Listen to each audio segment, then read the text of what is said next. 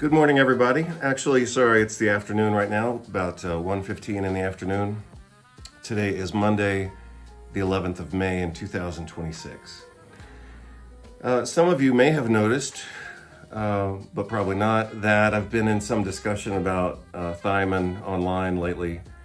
And as a follow-up to the last video that I did, which was on the pharmacology of thiamine or vitamin B1. So some of you may have seen some of that discussion. One of the fruits of that discussion was receiving this particular abstract over the weekend. And so we're going to talk about this right now. Yesterday, Sunday, I actually recorded a video that's about 90 minutes long, and it's a combination of two different topics. One is a theme that's kind of been in my head for a couple of years because Joe Pizzorno, the editor of Integrative Medicine Journal, he and I have been he and I have been talking for many years, and one of the things he asked me a couple of years ago was to write an article comparing my different educational experiences through Doctor of Chiropractic, Doctor of Naturopathic Medicine, and Doctor of Osteopathic Medicine. So an article kind of discussing the pros and cons of each one of those programs and maybe even the licensure that follows. So that's kind of been in my virtual schedule, so to speak, for a couple of years. So I've wanted to talk about, academia and perspectives and things like that. And so last night I mixed that topic along with, believe it or not, the pharmacology of vitamin B1 to show you how my educational experiences influence the way that I look at research. And obviously, not just my education, because my education, for whatever it was, maybe is only 10% of what I think that I actually work with on a regular basis. Most of what I use in my professional work is stuff that I've learned after going through those programs. Even though at the same time, I certainly want to credit some of the great things that I learned in school, I remember obviously very clearly, and this would have been around 2009, 2010, because I graduated from medical school in 2010. And I remember just one afternoon, I was preceptoring in family medicine, and I had the best possible teacher for family medicine. And so this was in a community publicly funded clinic, and I would go there, whatever my schedule was, probably every day, and work with him and shadow him, and he would teach me stuff. So for a person like me, look at me, I was already a doctor of chiropractic, I was already a doctor of naturopathic medicine, I had already been in clinical practice for several years, kind of a boutique, private, cash-only practice. I had done a lot of teaching, a lot of writing, so I had a lot of professional experience. But working with, what was his name? Robert Richard. He was a fantastic family medicine doctor. And I saw stuff with him that I had never seen in 4 years of chiropractic college, 4 years of naturopathic school, 6 years of clinical practice, and all the vicarious experience that goes along with writing books. So for sure, I had, at that point, 14 years of clinically related education, either personal experience in private practice or going through those other programs. And like I said, I saw stuff with him in family medicine that I had never seen before, and totally changed my perspective on clinical medicine working with him. And as I also said last night in my kind of initial conversation related to education and things like that, I learned things from him that were never reflected in any book or any exam. So, a lot of people think that an educational program like medical school or whatever, nutrition or chiropractic or naturopathic medicine, a lot of people think that the education is the information. And so a very popular theme these days among people who have, never been to graduate school is they say, well, I don't need to study nutrition. I could just read a book. Or they say, I don't need to take a course in statistics. I can just read a blog or watch some videos or something like that. And on the one hand, yeah, you can get some information through self-education, but if you've never been through, if a person has never been through like a quality program, then they won't know what standard to even hold themselves to, right? So for example, if whoever on the street decides they're going to read a book on, or they're going to try to understand something about biomedical statistics, they don't know the standard of that work. And so they can read a book and they can tell themselves, and they can think to themselves, hey, I understand statistics now. I read a book on statistics, or I watched a video on it, or I saw whatever. I downloaded an online course or something like that. Not even that level. But the problem with self-education outside of a context of high standards is that whoever's doing that, they're not going to know how hard do they need to go with it, Like anybody could read a book. Like I can read a book on architecture, but that doesn't make me an architect. So one of the things that a person should gain from formal education is they should gain some sense of like internal hierarchy or accountability that helps them understand, okay, if I study something new, at what point will I feel like I've reached competence with that material? Not simply saying, oh yeah, well, I read an article on vitamin D and that makes me an expert on vitamin D. And I think the most clear example I have with that is going to a top-ranked medical school in the United States. So I attended University of North Texas Health Science Center in Fort Worth, Texas for osteopathic medical school. And that school was hardcore. So by the time I went to medical school there, starting in 2006, I had already done Doctor of Chiropractic, Doctor of Naturopathic Medicine. I had already taught, like as an adjunct professor, I had already taught orthopedics, rheumatology, radiographic interpretation. I had taught undergraduate nutrition in a different school. I had written several articles in like British Medical Journal, American Medical Association, Arthritis and Rheumatism, which is the official journal of the American College of Rheumatology, Annals of Pharmacotherapy. I had published a lot, I had worked a lot. I had had clinical practice, a cash-only practice in Seattle, and then another one in Houston, Texas.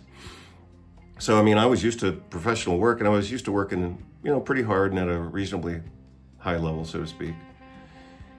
But going to medical school at University of North Texas almost kicked my ass. I thought they were trying to kill us with information overload. It was just so much information. But again, in the context of this conversation, the point is, I learned from that experience, like a higher level of accountability with information. So not just, like I said, not just reading something and saying, oh yeah, well, I'm familiar with it. And this is something they taught us in orientation the first week of school. They said, here, you can't simply be familiar with the topic. You can't simply know about a topic. You have to know the details. And you have to memorize minutia. And you have to do word association. And they told us we had to read everything 3 times. So basically, the idea is you read it once for the vocabulary. Then you read it again to have a better understanding. And then you read it again a 3rd time. This was for all of our course materials. You read it a 3rd time, and then you actually get it, you understand it, you can flow with it, you can use it.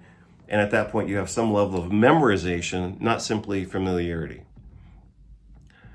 So again,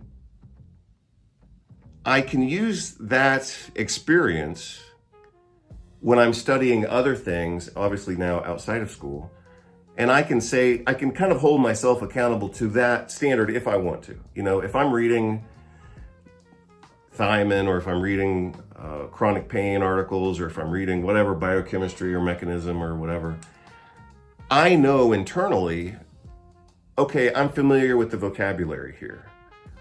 Or maybe I'll look at that article a few more times and then I'll be really fluent with it. So familiar, like let's use language as an example. Let's say that you speak a few words of Spanish. You're obviously not fluent in Spanish, but you're at least familiar with maybe a few things in Spanish, or you can order, a plate of food or whatever, or you can travel for a weekend or whatever. And you can stay at an American hotel in Mexico and you can feel like you've been to Mexico.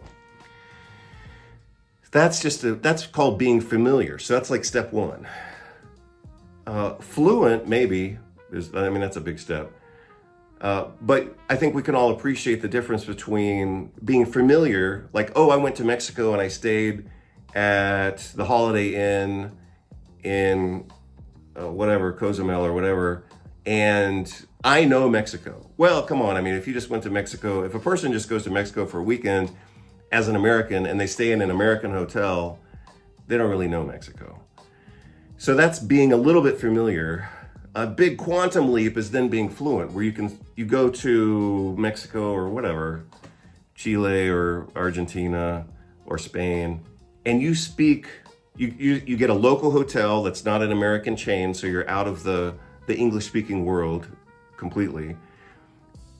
You order food, you know how to do things. That's really being fluent. And then beyond, somewhere in the range of being fluent is like, I could actually live there and work there as a professional, like I'm that good with language and I can understand the bureaucracy and the documents and the lease, the legal jargon and the lease and all this. So those are different levels. And I'm just using the example of travel and speaking a different language. Again, you've got familiarity, then you have a big range of being fluent. So I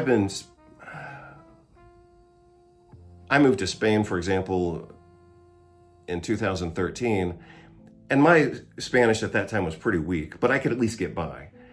Was I fluent? Maybe, but I was at the low end of being fluent. And then, after we lived there a while, and I actually taught some classes in Spanish at the University of Barcelona, and then whatever. But the point is, fluency has a range. So familiarity, that's just step one.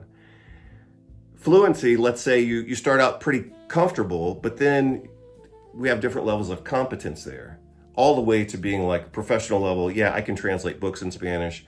I can do conferences in Spanish. That's higher end of fluency, even though some people would consider themselves fluent. Like even I would have considered myself fluent here just because I could get by and survive.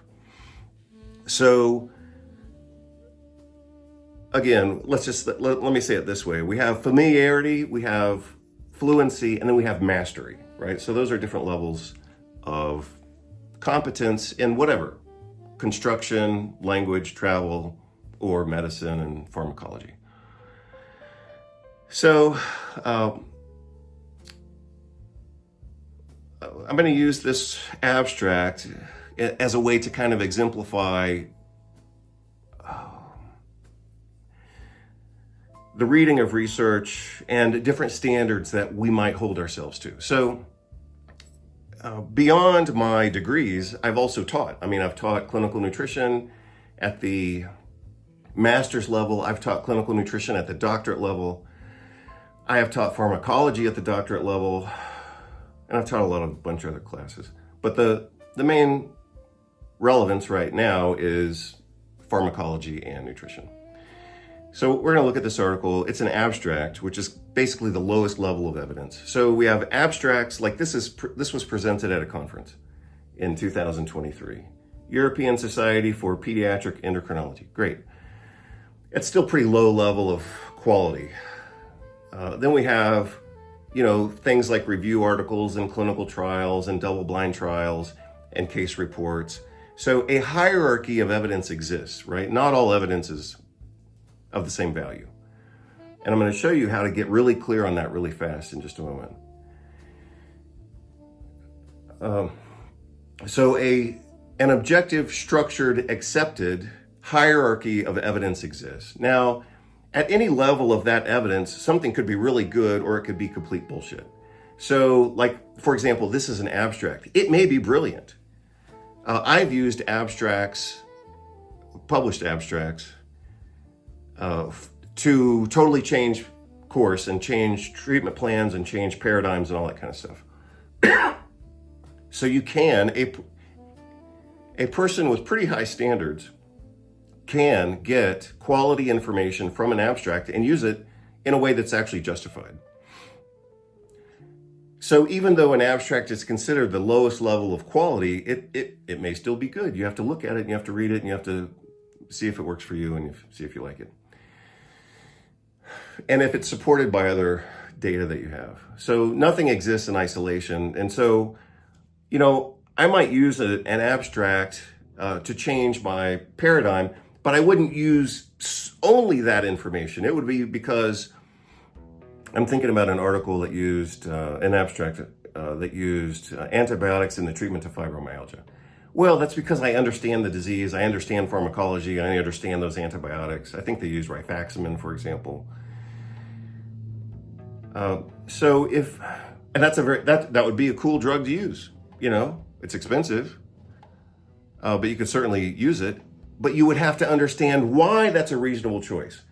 If somebody wanted to use, you know, like cephalexin for fibromyalgia, even though it's an antibiotic, I would say that's fucking crazy. Or ciprofloxacin is the one I was really thinking about. I mean, if somebody uses Cipro to treat fibromyalgia, that's basically malpractice, even though it's an antibiotic. But it's such a dangerous antibiotic that would be just insane. So again, you have to have context in order to look at research and then interpret it in a way that's accurate. But rifaximin is totally cool. And so you would have to understand the pharmacology and the clinical effects of those drugs to be able to interpret even a low level of research like an abstract to see if it's reasonable or not. Right. So here's the question for those of you who are out there and maybe you're doing clinical care or something like that. What's the difference? I mean, if you think that you understand medicine and pharmacology enough to base a decision based on an abstract, you would have to know the other data that I just indicated. So what's the difference between ciprofloxacin as an antibiotic and rifaximin in the treatment of fibromyalgia? What would be the difference there? Well, you would have to understand the pharmacology, the pharmacology. So remember what I said in part 3, I believe, it could have been part 2 of the videos on thiamine. Pharmacology pharmacology is the study of drugs and substances, including nutrients. Pharmacology has 2 branches. Pharmacokinetics, which is the behavior of the molecule, or the motion of the molecule is really the better way to say it. It's the motion, absorption, distribution, metabolism, and excretion. That's the pharmacokinetics of pharmacology. Pharmacodynamics is what is the effect of that molecule in the body. And then on the other end, we have clinical outcomes. So how does it actually work, and do people take it and survive? And so here's a differentiating factor. Pharmacokinetics might look great. It may have perfect absorption and it's awesome.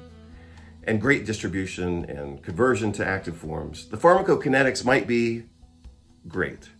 The pharmacodynamics might look good in animal studies, and the clinical outcome might be that everyone dies who takes this, or it just doesn't work, or hey, we had high hopes and it didn't work out. So anytime we're talking about a therapy, especially based on very little data, you would actually have to know more in order to then be able to interpret that data.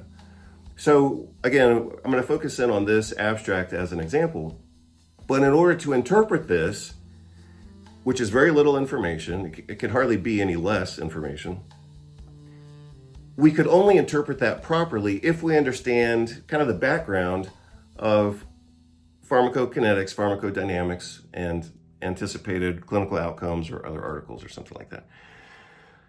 So I gave you time to think about it.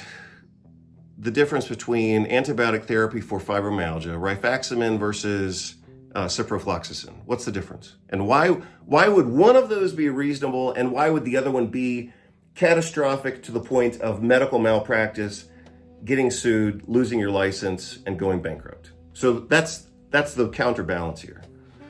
Rifaximin is very reasonable because it's a non-absorbed antibiotic, so it's going to stay in the gut. It's only going to be active in the gut. The benefits that you get would mostly be from eradicating dysbiosis. Awesome, perfect, very reasonable, a little expensive. Used to be like $700 a week, but you could do it. You could justify it. You could defend yourself in a malpractice suit by having taken that action. So the other thing. Like I said, I've taught, different classes at different levels. Undergraduate, very little. A lot of graduate teaching, and maybe an equal amount of doctorate level teaching. But the other thing I've done a bit of is malpractice expert testimony and expert witness. So these are cases where doctors have been sued either by families or by the medical board of the state, and they're being sued because something they did was controversial. And so again, when I look at therapeutics and when I look at research, that program is also running in the back of my mind, right? So I'm just going to take a tangent for a second, but I've thought about this lately as well. Sigmund Freud, I believe he was the first to kind of promote this idea of the meta-ego. And through bad translations, it was originally called the superego, and it's more popularly known as the superego, but that's not really, in my opinion, that's not the correct translation from the original. I believe he spoke German, but from the original German. I don't think that's correct. Just like with Nietzsche. Nietzsche talked about the Übermensch, and that got translated into Superman, but that's not really what it was about. It was the more accurate interpretation is the Overman, not the Superman. And likewise with Freud's superego, it should have been called the meta-ego or the overego, but not the superego. It's not a correct interpretation.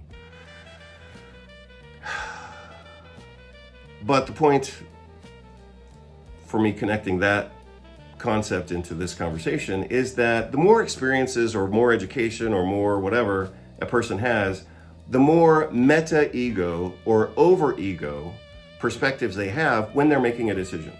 So for example, because I've done some legal work as an expert witness in malpractice cases, I can then take those concepts and apply them when I'm looking at research. And I can think to myself, as I'm reading this, I can say, is this defensible in front of a court, in front of a malpractice suit, or in front of somebody who's about to get their license pulled because they screwed up or the patient had whatever problem or whatever. It doesn't even have to be that. That's the other thing. Medical malpractice, or that's not, I guess that is it. I mean, that's part of it. I mean, anybody can get sued for anything. And a lot of times the lawsuits don't even come from the patient. The patient may love you, you may have a great relationship, you may have gotten great results, and you could get sued by their family after that person dies and they say, oh, well, they died early because of you. And you're totally innocent and the patient loved you.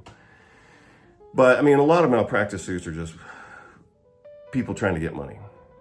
But you still have to defend yourself. So, and harassment by medical boards is the same thing. You may have done your research, your patient may be happy, your patient may love you, but maybe you pissed off someone down the street, like a specialist, and they turned you into the medical board. And so you still have to defend yourself, even though nothing bad happened. And this is a really good example. This article is a great example. So I'm glad I'm at this point in the conversation because I need to say some things that are really important here. So if let's say I'm a chiropractor working in Texas, which I was. So when I practiced in Texas, I did so under my chiropractic license, but I was basically doing naturopathic medicine, even though I wasn't licensed in Texas because the license doesn't exist.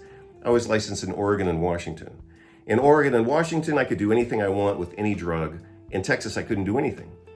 But I also knew that the Texas Medical Board was going to was going to watch every move I made. And so I had to practice very defensively. And so let's say that I was still practicing as a chiropractic doctor with a chiropractic license in Texas, but I was trying to do naturopathic medicine and use nutrition. And I used this article to justify my treatment. And I would try to think to myself, well, this was published at a conference. It was published by the European Society for Pediatric Endocrinology. I can use this to defend myself.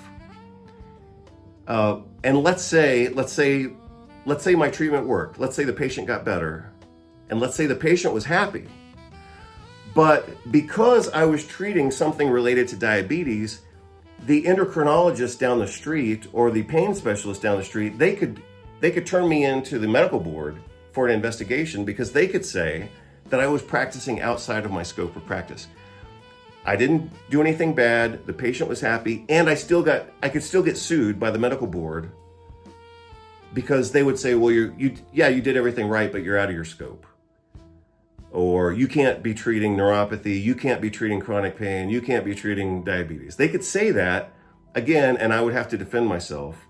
And so the question that I'm massaging into this conversation is, could you take an article like this and defend yourself against a medical board, a really aggressive one like the Texas Medical Association? Could you defend yourself against the Texas Medical Board with this research? Fuck no. You would get your ass kicked by the Texas Medical Board. So that's my main point. So, let's just say we as professionals, we can look at research, but we have to look at it critically. And the more perspectives you have, the better. Or the more super egos you have, like, look at it from this perspective, look at it from this perspective, look at it from this perspective. What if you get sued? What if the medical board calls you? What if somebody tries to take your license? The more programs you have running in your mind and different perspectives, like I've taught pharmacology. Could I use this article in a pharmacology course to exemplify, or a nutrition course? Could I use this information in my books or in a lecture or in a pharmacology course or a nutrition course? Could I use this information? No. This is no good. I've also done a lot of postgraduate medical conferences, CME, continuing medical education. Could I use this, if I, at my level of expectation, if I gave a conference and I was basing my conversation on this article, I mean, that would just be horrible. That would just be horrible. If I, again, as someone who taught nutrition at the graduate level and at the doctorate level in so-called accredited programs in the United States, I also have the responsibility of evaluating other people's work in a way that's fair. So let's say that a student turns in an assignment, and let's say this is the level of work that they did. Or they turn in an assignment and they're citing this as their primary research, and they're saying, look, I came to this conclusion based on this research. It was published as an abstract by the European Society for Pediatric Endocrinology. I'm awesome. I'm a pioneer. I'm going to be a great clinician. I'm going to be a whatever. I would then, as a professor, I would have to say, no, you're not even reading the research correctly. Sorry.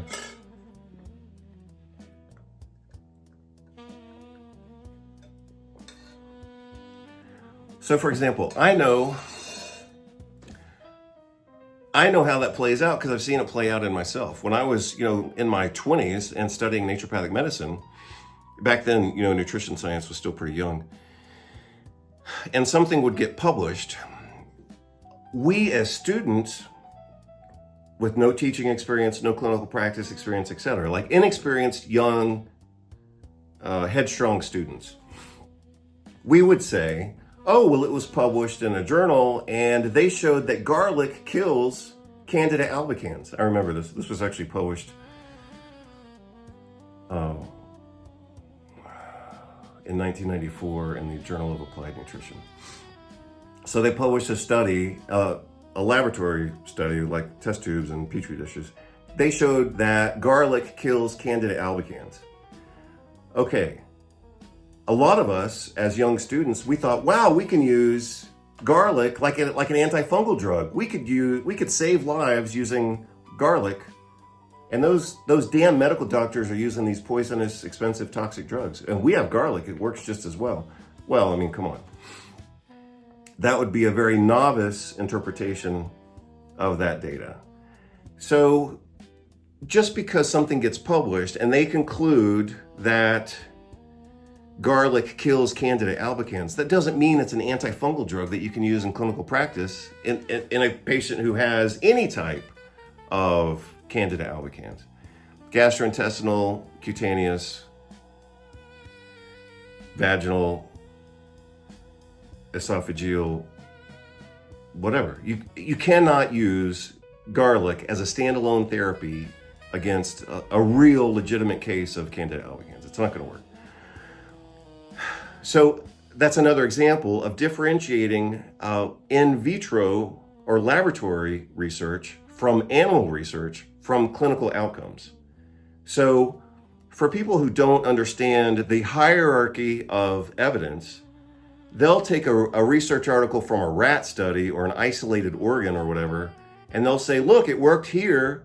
And they concluded, sometimes they screw up in their conclusions, but they concluded that thiamine works for congestive heart failure based on this animal model. Well, first of all, rats aren't humans.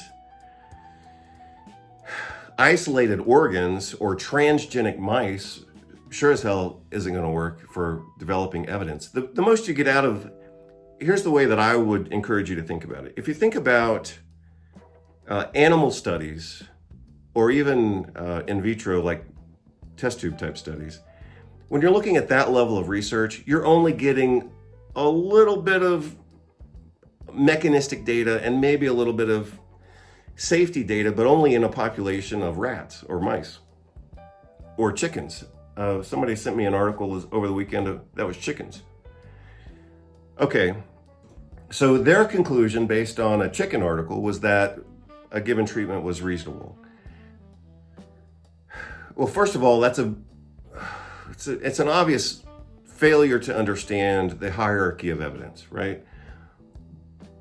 But even if a person doesn't understand what I call the hierarchy of evidence, and it is I kind of made up that phrase, but it does exist. I mean, you can look at research guidelines and things like that, and they'll say, abstracts are the lowest case. I think it's something like this: abstracts, case reports, case series, open trials, double-blind studies, confirmed double-blind studies, and then a meta-analysis. So you can understand intuitively like the range of that data.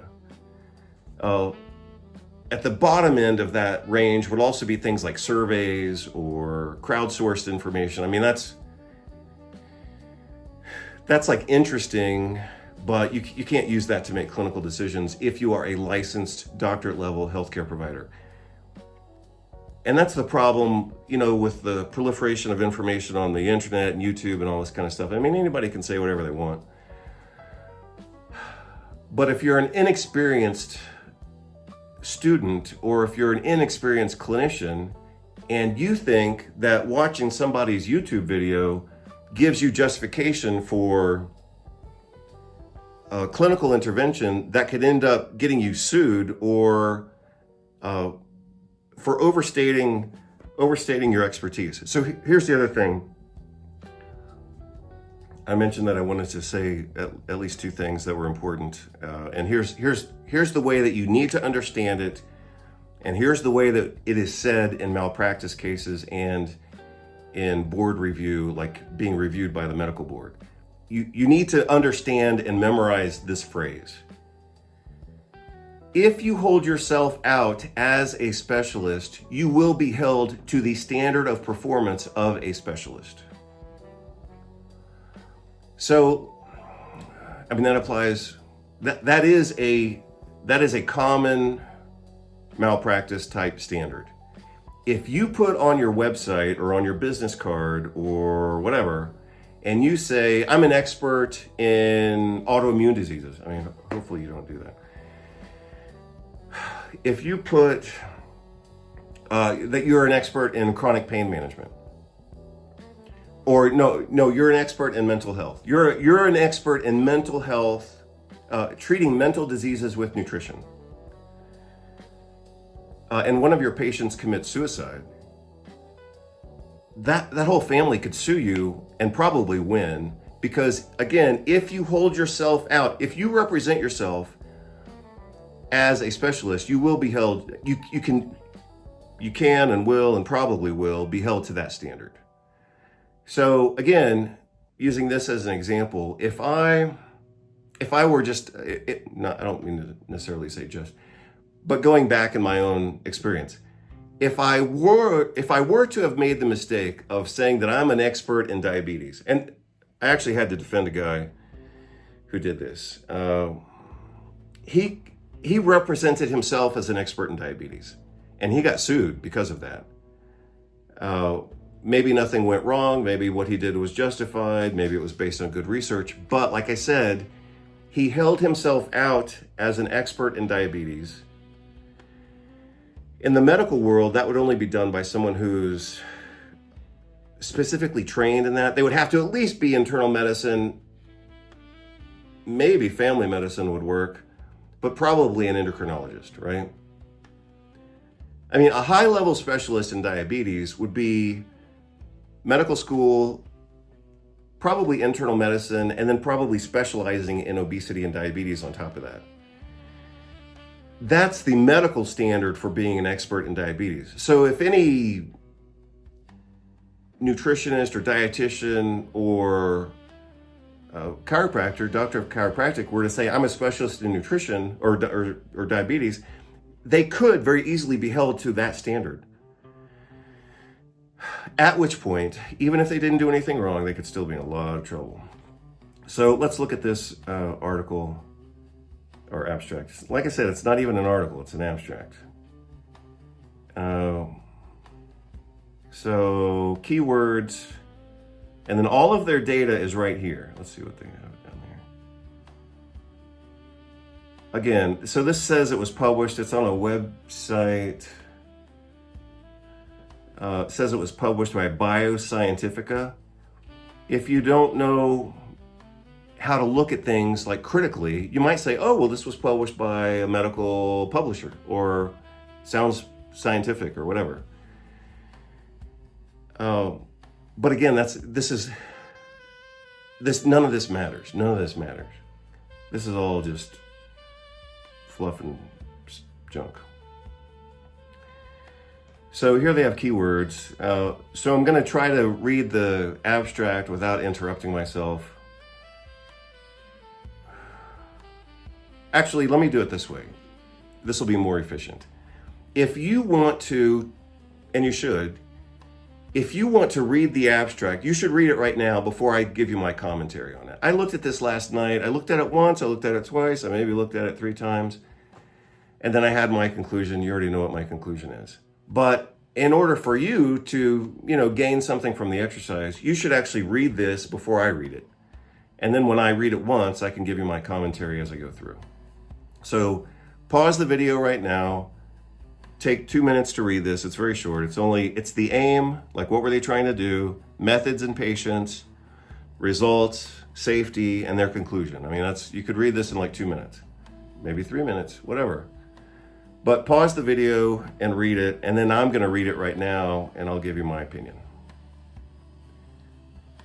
So this is a prospective pilot open label, so it's not placebo-controlled. So you have no comparison group. So the problem there, for those of you who have studied research or you think you're familiar with the language or whatever, you would know a specific phrase that competes, so to speak, with open label. So the obvious phrase that competes with it is double-blind, randomized placebo-controlled study. That's kind of the standard for clinical trials. Double-blind, randomized, placebo-controlled.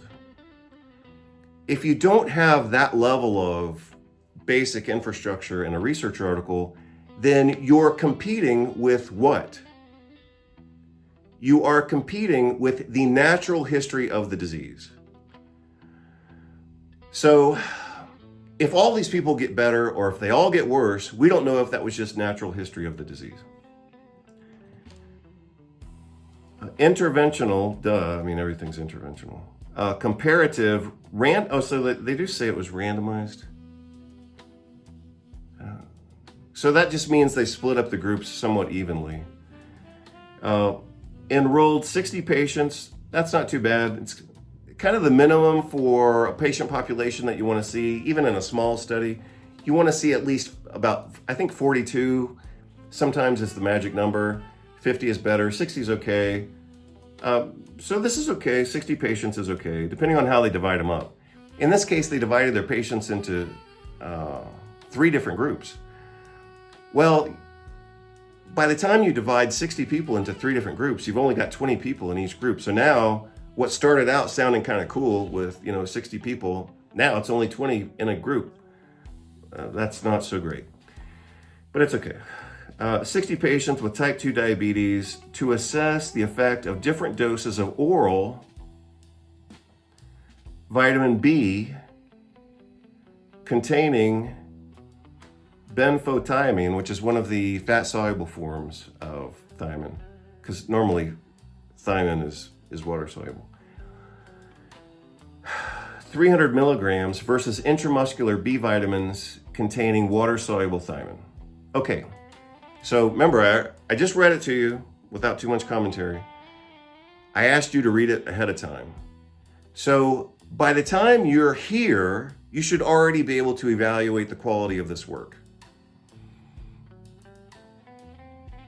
And admittedly, this is just the introduction. So you should be saying to yourself, by the time you read an introduction like this, if you're a clinician or a researcher or whatever, and you're trying to function at a higher level, so to speak, like you don't just open your office and do whatever the hell you want. If you're actually trying to practice competently and at a level that's worthy of some respect, by the time you read an abstract that starts like this, you should already be wondering, are these people screwed up? Or are they going to save themselves maybe with more details later? But this is already questionable right from the start. If you read it just like I just now read it, you should already have the same questions that I do. And so this is, like I said, this is kind of a way for you to test your abilities to critically look at research. I mean, any teenager can read an article, but they won't have the context, experience, and perspectives to interpret it accurately. Like I could put this in a high school. Let's say I go to a high school and the kids are 15 years old, and I'm going to do an intro to nutrition to a high school class, and I say, read this. They will all read it, and they will think they understood it, and they maybe even they go along with the conclusion. That's because they don't know what the hell they're doing. So, let's call that basic social, professional, and intellectual ignorance. And then somebody like me, who's got 3 doctorate degrees, has published hundreds of articles. I've done CME conferences for different professions, not even just one profession. And I've taught and I've done all this stuff. So let's say, I'm not even saying I'm like the greatest at this, but let's just say I'm pretty good at it. But let's say here's ignorant and here's a high level of performance or a high level of doing this stuff.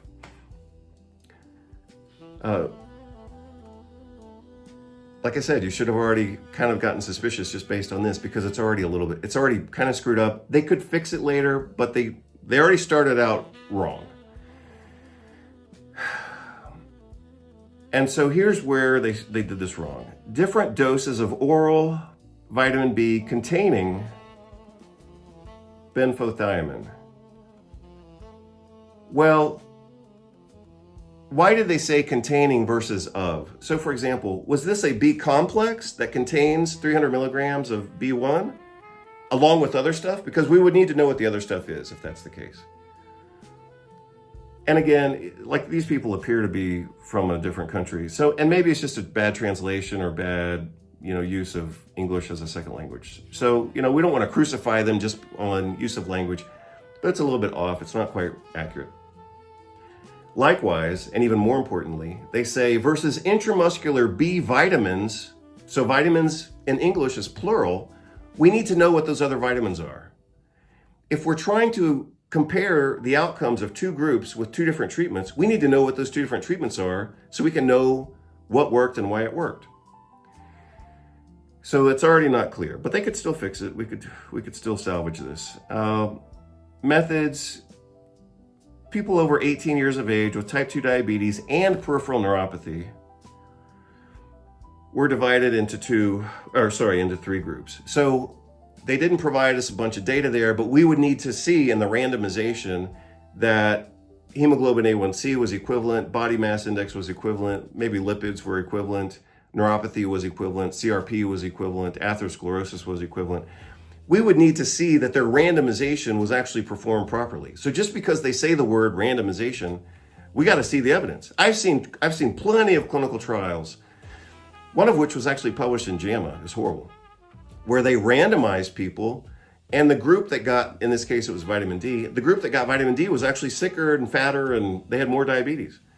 So it wasn't good randomization to start with. Secondly, in the people, this was the COVID study that I've reviewed previously, when they gave the treatment, they gave it 2 weeks after the illness. Well, nothing's going to work at that point. So just because they use the word randomized, you as the reader, you have to go back and see if the randomization actually worked. This is an abstract, they have limited space, and we didn't get that data. Divided into three groups, A and B with fat-soluble thiamine at 300 milligrams, and group C that got water-soluble thiamine, and I think they got it intramuscularly. They were subdivided to include patients with A1C more or less than 8%. Patients were evaluated at baseline, 2.5 hours, 6 days, and 2 weeks. Okay, so not a lot of great details there. This is word, a lot of times with abstract, I've presented abstracts at professional conferences before. I did one many years ago in Portugal at a big autoimmune conference.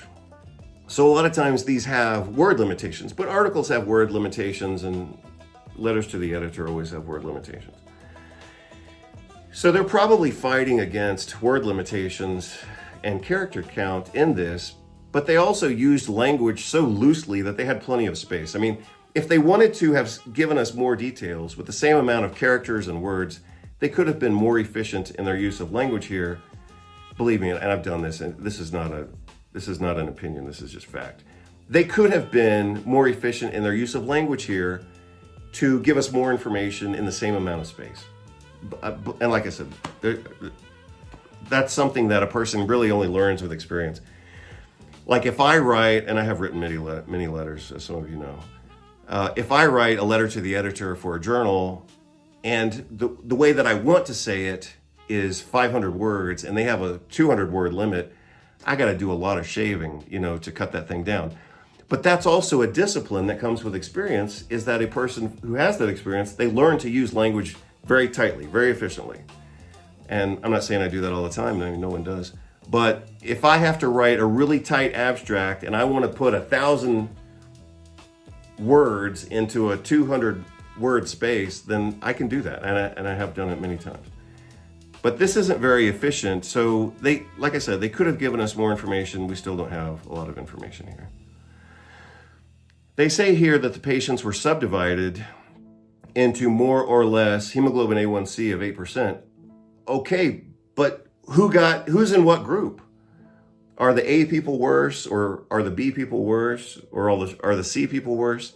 They're saying they divided up the groups, but they're not telling us who's in what group. I mean, how can I compare groups if I don't know who's in what group? So this is also bad. So remember, I said that the intro was unclear. And I said they may salvage this with more details, but it's still bad here. So, I mean, we went from bad to worse.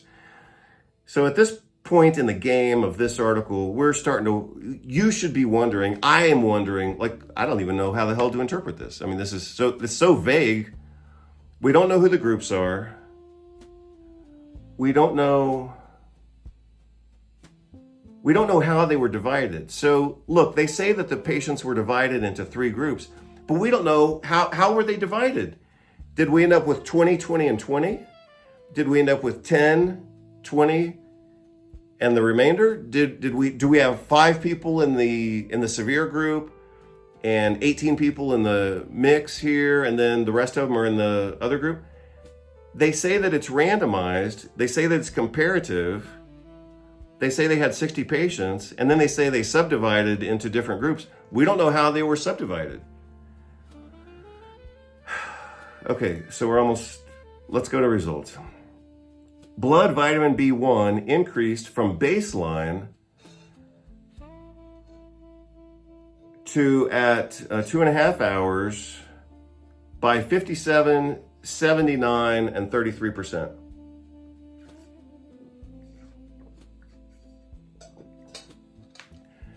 That was all numerically significant,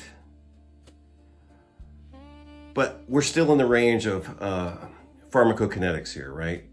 Have we gone from pharmacokinetics to pharmacodynamics to clinical outcomes at this point in the study? No, we haven't. So they're reporting a difference, but we don't know, as readers, at this point in the article, we still can't interpret it. They say they found a difference. We don't know how many people. For example, and this is a very clear example, and this is a great example. What if the people in group C happened, even though they were randomized, what if they were all morbidly obese and the other people were skinny? If that's true, if the randomization wasn't balanced, then yeah, group 3 would be screwed even if they got the same treatment because they happen to be more obese. We don't have that data, so we can't evaluate this study.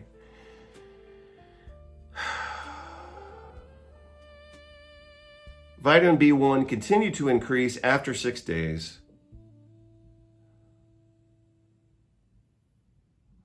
In patients of groups A and B by 98% and 165% respectively, while it dropped in patients of group C from 33% to 6%.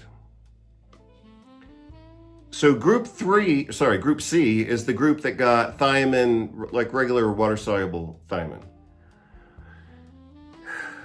Remember now, you already read this. You should have already read it if you're interested in playing this game. Again, I could use this in an exam. Like, let's say that I'm teaching graduate master's level nutrition, or let's say that I'm teaching nutrition in a medical school or in a doctorate program, like this Doctor of Clinical Nutrition program that I taught in. Let's say that and I could easily do this. I mean, this would be very reasonable. Let's say that I use this study in a course, either in nutrition or pharmacology or research methodology, and I'm telling the students, I need you to evaluate this. They better be telling me what I'm telling you, and that is, this is worthless information. And it actually, the worthlessness of this information now, I think, is hopefully becoming clear to you. You don't even know how many patients do we have in each group? We don't know. What are the differences between those groups? Did one group end up really obese and the other one's underweight, and that would change the pharmacokinetics? We can't even evaluate this study. But here's the other thing that should be obvious to you by now, because you've already heard, we're getting close to the end of the article. So by now you need to be saying, hey, we need to have data we can actually use. Let me see if I want to say it right now or not. Yeah, I'll say it now. Okay, so if you haven't already given up on this article, you should have given up on it by now. Because let me tell you what's very obvious. And you may have picked up on it by now. You could have picked up on this from the start, but I don't think I said anything about it. But by now it should be obvious. You don't even know, because they didn't even tell you, and then you have no idea of knowing. You don't even know what the dose is of the water-soluble thiamine that they used in the study. So they're telling you that groups A and B got 300 milligrams of the benfotiamine, which is fat-soluble thiamine. They're telling you that those groups got orally administered 300 milligrams. And that was compared against intramuscular B vitamins. You don't know what the cocktail was. You don't know what the mix was. Containing water-soluble normal vitamin B1. How the hell can you make a comparison? You've got 300 milligrams here, which is a reasonable dose, but you don't know what the other dose was. So did the other people get did they get 2 milligrams? Did they get 5 milligrams? Did they get 10 milligrams? Did they get 100 milligrams? Did they get 300 milligrams? You don't know, because they didn't report it. At this point, this article is worthless. We don't even know what we're doing here. So, like I said, I've written a lot of articles, I've presented a lot of research, I've presented at a lot of conferences, not just going to conferences, but conferences where I am the presenter. And so I know how to look at research, and I'm telling you, if I wrote something like this, or if I presented it, or if one of my students did, or if somebody else did, and then I had to pay for it and watch it, I would say this is bullshit. I can't believe I'm paying for a conference at this level of research. I mean, this is amateur night. Next sentence. Vitamin B1 continued to increase after 6 days. You should be picking up on another mistake by now, but I'll let you think about it. Vitamin B1 continued to increase after 6 days in patients in groups A and B by 98 and 165, and dropped in the other group from 33 to 6. What that suggests, so you should know how, you should be able to kind of figure out, like, they just said something without saying it. So what did they just say without saying it? What they seem to be saying is that this was a one-time administration. See, they didn't even clarify that. Did these people, they later state in the next sentence, they say it was for 14 days of treatment. But is that 14 days of consecutive treatment, or is that 14 days after a one-time treatment? They don't say. Did the people get 300 milligrams, the other people got an injection, and then we waited 14 days to see what happened? That seems to be what they're saying. And the only way that you kind of can get that is by looking here and saying, well, in group C, the people who are getting the injections, they dropped over time. If they were getting regular daily injections, you would expect it may be lower than the other amounts, but you would expect them to increase over time. Again, I'm not even saying, I mean, and this is part of the point that I've been making in all these videos on pharmacology. I'm not even saying that this either works or doesn't work. I'm saying that the research isn't sufficient for us to make a decision. Maybe this is the better form of thiamine. A lot of people are pushing that because they're selling it. So they, like the other article that I looked at last week, I looked at it on 2 different videos in parts 2 and 3 of Thiamine Pharmacology. And it was all bullshit research. It was published in a major journal. It looked sophisticated, and it was bullshit. And then I actually investigated, like, who's funding this, and it was a company that was selling that product. So maybe that's the same thing going on here. I don't know, and I don't care. I don't care enough to look it up. It's already bullshit enough. I mean, I don't need to find out that they got paid off by a company to make this, and it's even more bullshit. This is bullshit. But I'm presuming that this was a literally one-shot treatment. So some people got 300 milligrams, the other people got the injection, and now we're going to see how things play out over the next 14 days. But if we don't know the dosages, we have no idea what's going on here.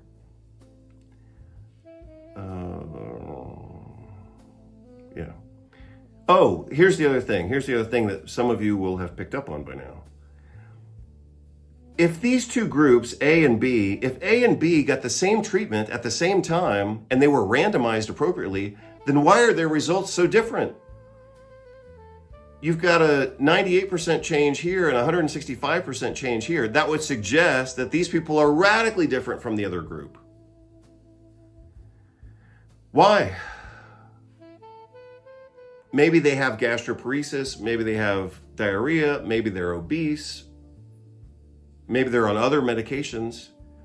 So let's just say, what if one of these randomized groups has more people on a diuretic? And so maybe, let's say maybe group C, maybe group C has more patients who are obese and taking a diuretic. If that's true, that would explain why their response was so much lower, right? See, those are the things you have to think about if you're looking at research. You can't, I can't, no one can look at a study like this with such little incomplete information and say that this means anything. A lot of, like I said before, just because they say that this is comparative, I mean, that's redundant. I mean, all clinical trials are comparative. That's bad use of language. But just because they say this was randomized doesn't mean that the randomization actually worked. So randomization could be a lot of different things. It could be a random number generator. It could be pick a number out of a hat. It could be flip a coin. That's all randomization, but it doesn't always work out well. And so just because these people were randomized, maybe the randomization failed. Maybe these groups are completely different. Maybe you've got people who are obese, people who are underweight, and people who are have gastroparesis and they're taking diuretics on the other end. We can't even evaluate the study.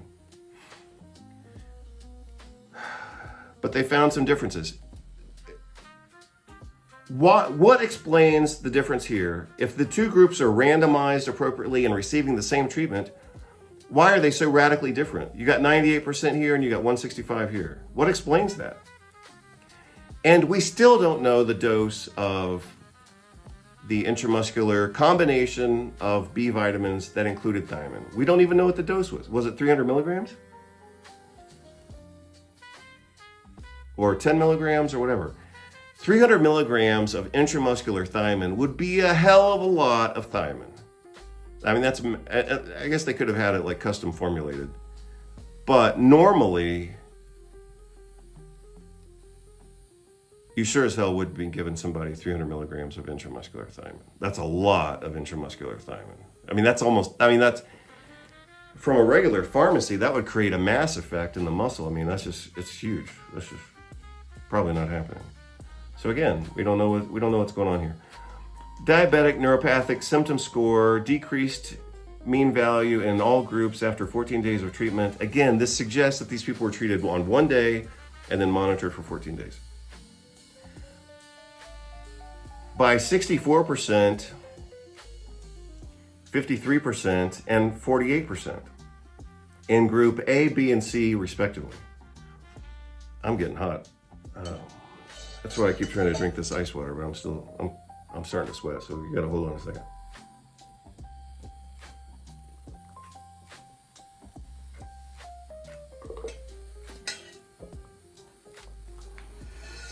If you think I haven't demolished this study by now, I already have demolished it. I've already demolished this study. This is worthless. But if you think I haven't demolished it by now, I'm about to demolish it even more. So again, if you're a doctor or a researcher or a nutritionist or whatever, let's say that you think this is a good study. I mean, this is it's horrible, but let's assume that you think it's okay. You better get ready because I'm about to lay this on and it's about to get worse because I'm about to destroy this at another level. So the other thing that I've done is I've edited at journals, right? I've edited for like nutrition magazines, and I was the editor for Journal of Orthomolecular Medicine. And I've edited for a lot of other medical journals. Edited like review staff. Like, so I've been doing this since I was 23 years old.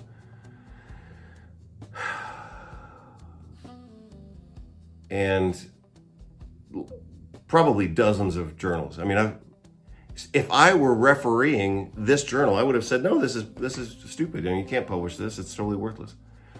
But somebody said this was good enough to publish. It's not. It's horrible. But it gets worse. So you need to sit up like I am. If you think this was good, at this point, you better be ready to give up on it. You know, I mean, it's horrible. So diabetic neuropathic symptom score, I saw this when I looked at it quickly last night, decreased a mean value in all groups after 14 days, suggesting that they got a one-shot treatment and they were monitored for 14 days, 2 weeks. So look at the difference. We're now transitioning from pharmacology, which is we gave them X and absorption, distribution, metabolism, excretion happened, and then we measured their blood levels of vitamins. That's pharmacology. Now we're going into clinical effects. So their pharmacology data sucked because we don't even know what we're dealing with. We don't know what the dose of intramuscular thiamine was, and we don't know what the combination. They specifically state other vitamins, plural, which means we need to know what they were. Maybe they use cyanocobalamin. How many of you would even know the consequence of cyanocobalamin in this population? Right? So if you don't know what could have gone wrong, then again, you'll look at this and you'll say, oh, well, I guess that's what happened. So let's assume they use cyanocobalamin. Could that explain the difference here? Absolutely, absolutely. And you either know it or you don't, but I'll talk about it later if somebody asks me or whatever. But look at this. This is actually the most amazing, this is the most amazing part of this study, is in this line. Neuropathic symptom score decreased by 64, 53, and 48 in A, B, and C respectively, indicating improvement in peripheral neuropathy. Yeah, all those people improved. So in the world of chronic pain, in order to interpret this, you would need to know what actually matters in the treatment of chronic pain. So what's the threshold? What is the threshold for improvement to say that it's actually important? The lowest threshold for improvement to then say that it actually matters is what? You should have a number in your head. You would have to have that number in your head in order to evaluate the quality of whatever research, but even this, this is just junk. But you would have to know something outside of this article. You would have to know the context of how to interpret this based on other standards that have been published somewhere else. And so what is the number? You should, if you manage patients with chronic pain, you would have to have this number in your head every day of your life. So the minimal number for chronic pain is 30% reduction in pain. At 30%, we say, okay, well, that actually means something. In some chronic pain conditions like migraine, it's usually a 50% reduction. That's what matters. And we have numbers for everything. We have numbers for hypertension. In hypertension, it has to be at least a 10/10 reduction, or it doesn't matter.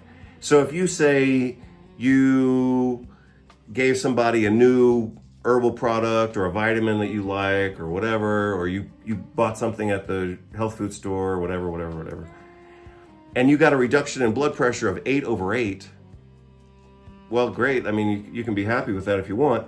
But from a clinical standpoint of any pharmacologic standard, that's meaningless. It doesn't matter. It has to be at least a 10/10 or maybe even a 20/10 reduction. That's what matters. So do these results, none of this matters, but we'll still go with it. Do those results matter? Yeah, those are good results. It's more than 30%, which is the minimum. But you got 50% on virtually all those groups, So Is that a clinically significant and valuable amount of pain reduction? Absolutely. Yeah, we'll take it. But here's something else that you should have already noticed. I gave you plenty of time to look at it. See, I was stalling. I'm tricky like that sometimes. I was stalling so that you would have more time to think about it. So by now, what I'm going to say right now should be completely obvious to you. And that is this. If these patients in groups A and B had an increase in their thiamine levels of 98% and 65%, but these people only had 33% down to 6%, you're talking about a massive difference here. You're talking about a 10-fold or a 15-fold difference here, and more than 20? Yeah, more than 20? 30? No, 25. You're talking about a, whatever I just tried to say. This is like a 15x difference and a 30x difference compared to this. So remember now, I've already given you the vocabulary, so you should already be kind of plugging and playing this. The pharmacokinetics don't line up with the clinical outcomes. That should be, like I said, if you're good at looking at research, this is the kind of stuff you would be pulling out of this article. And that's why I'm using this kind of like a tutorial. You had a 6% increase in, sorry, I gotta go even lower. You got a 6% increase in thiamine levels in the people who got the intramuscular cocktail, and we don't even know what it was. We don't even know how much they got.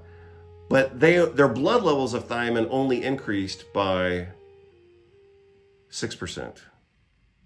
The other people got the oral, and they improved by 98%. No, I'm sorry, 98%. Trying to make this real to scale. And the other people improved by 165%. So you got 6, 98, and 165. Huge difference in what? Pharmacokinetics. Now we go from pharmacokinetics. We assume that some pharmacodynamics happened here. We don't know about it because they didn't report it. And then we go to clinical outcomes. The clinical outcomes are virtually identical. You got 65%, 50%, and 50%.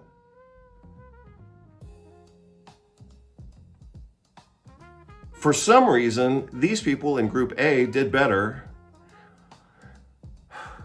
but you're not looking at a dose-response relationship. Some people got better, but even the people who got the cheap thiamine injection, they still got almost as good as the people who got the 300 milligrams.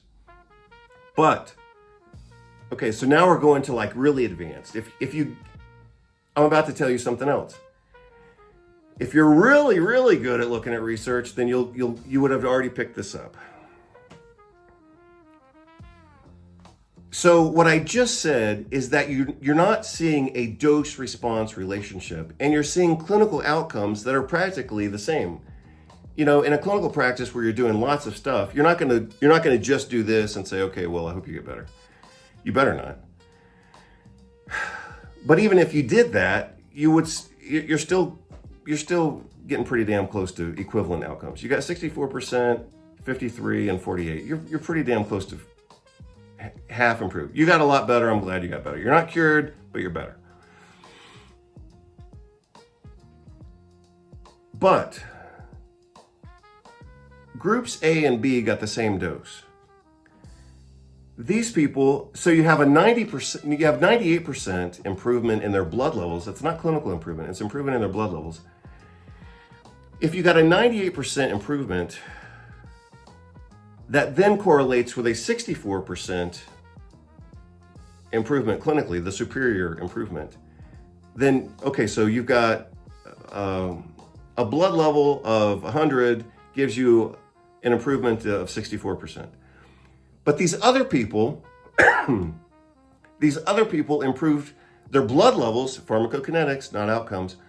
They improved the pharmacokinetics by 165. First of all, how the hell did that difference happen? If those groups got the same treatment, then obviously that's telling us that the randomization didn't work. You got two patient groups that got the same treatment and they had different outcomes. And so what explains that? The randomization failed here. You are now looking at this and you're saying to yourself, as a teacher or a peer-reviewed journal worker or whatever, editor or reviewer, you're looking at this data at this point and you're saying the randomization failed. This clinical trial is completely invalid. Like this is done. We're done. We're way done at this point.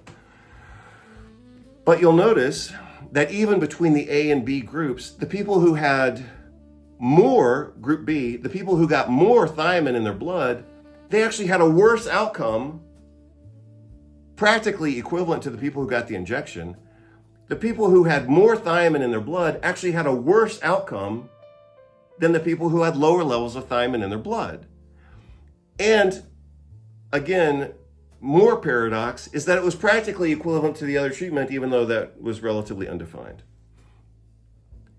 So not only do you not see a consistent dose-response relationship, but you actually see the reverse. Because the people who had a 98% increase in their blood levels, they actually did better with lower levels of thiamine than the people who had higher levels of thiamine. They did worse, and they were basically equivalent to the other group. So when you don't see a dose-response relationship, you have to figure out, well, what the hell happened? I think that their randomization was a complete failure here, based on this part of the data. So their randomization did not provide a good baseline. And furthermore, their randomization was so bad that it actually affected their clinical outcomes, which, by the way, were equivalent to the injection that they're trying to say that the water-soluble vitamin worked better. That's what they're trying to say here. But the reality is you're comparing a 53% improvement to a 48% improvement. In clinical practice, you're not even going to know the difference there. No adverse effects. Their conclusion is that oral benfotiamine, the fat-soluble 300 milligrams, is safe and more effective than intramuscular thiamine hydrochloride. They cannot arrive to that conclusion, especially at the very least. I mean, you can argue. Well, you can't argue because I'm right on this. But if you choose to not agree with me on the other stuff, you can't even look at this and tell me what dose of thiamine hydrochloride was used. They didn't report it, and you don't know what the mix is. What if it was 300 milligrams, but they used 10 milligrams of cyanocobalamin, and that worsened the neuropathy, which is exactly what you would expect. Like, we don't know. They didn't present the data. Anyway, bringing this